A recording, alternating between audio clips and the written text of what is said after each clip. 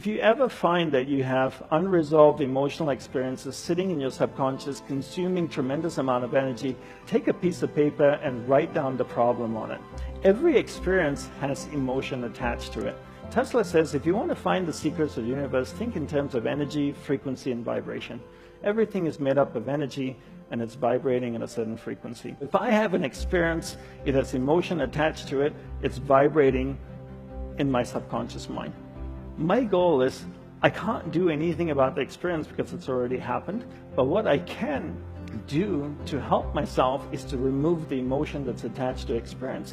So I take a piece of paper, I write down the problem. As I write down the problem, something really interesting happens. That experience moves from my subconscious mind to my conscious mind because I'm reliving it.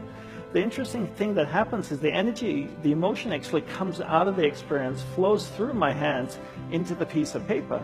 Now I crumble the piece of paper and I burn it in a fire. It could be a garbage can, a fireplace, it doesn't really matter.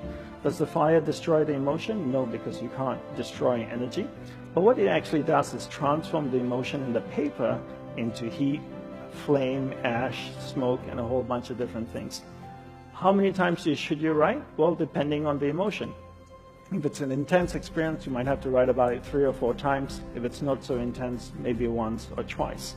I remember the first time I ever shared this exercise was with a group of entrepreneurs in Perth, actually, about 5 years ago. And one of them said to me, look down the pony, I realized that experiences have emotion attached to them. And I realized as well, when you relive it or you're writing about it, it goes from your subconscious mind to your conscious mind. But this whole concept that emotion comes out of the experience, flows through your hands into the piece of paper, I find it really hard to believe. I find it that's a little bit too spiritual. I said, fair enough. So I asked him, do you have kids? He says, yeah, I have a couple of kids, a 4-year-old and a 6-year-old. I said, on Father's Day, on your birthday, do they ever make you cards? They said, they do that all the time. I said, how does it look? They go, well, it doesn't look that great. It's made by a 4-year-old. Let me ask you this way. If you saw it in the store, would you pay money for it? And they go like, no, no way. But do you keep it?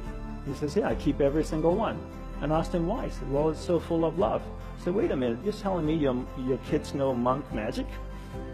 Because 2 minutes ago I told you about putting emotion in a piece of paper and you looked at me like I was a crazy person. And now your 4-year-old son knows how to do this, right? Because he's taken a piece of paper, put his emotion in it, a piece of paper that you don't want, a cardboard that you didn't want, put his emotion in it, and now he's given it to you and you hold it. So you can actually transfer energy from you, emotion from inside of you, into another matter. How many of you have kids and have one of those not so attractive drawings at home? Do you keep them? Why? You'd never be able to sell it to anybody. Nobody would want to buy it, right? You keep it because it's so full of love. It's full of emotion, right? So you can move emotion out of you. So it makes energy cannot be created or destroyed, but it can be transferred or transformed from one thing to another. Take a piece of paper, write it down, and then burn it in an ordinary fire.